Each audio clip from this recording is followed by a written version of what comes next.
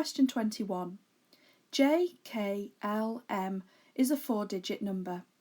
The first digit is 1/3 of the last digit. The second digit is 2 less than the first digit. The third digit is the average of the first and last digit. None of the digits are 0. What is the number?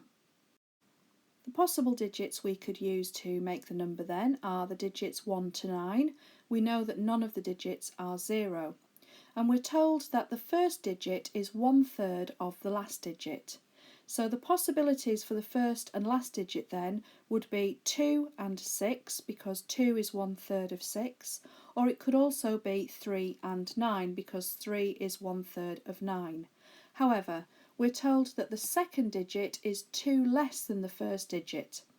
If our first digit was in fact 2, then the second digit would have to be 0, because 0 is 2 less than 2. And we're told that none of the digits are 0, so therefore 2 and 6 can't be our first and last digit, it must be 3 and 9.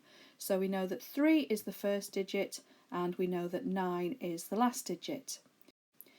Going back to that second clue we're given then, the second digit is 2 less than the first digit, so therefore the second digit must be 1, because 1 is 2 less than 3. And then finally the third digit is the average of the first and last digit. So to find the average of 3 and 9, I would add them together, and that would give me 12, and then I would divide it by the number of numbers that I had in the set, which is 2. 12 divided by 2 is 6, so the third digit must be 6. So 𝐽𝐾𝐿M then is 3169.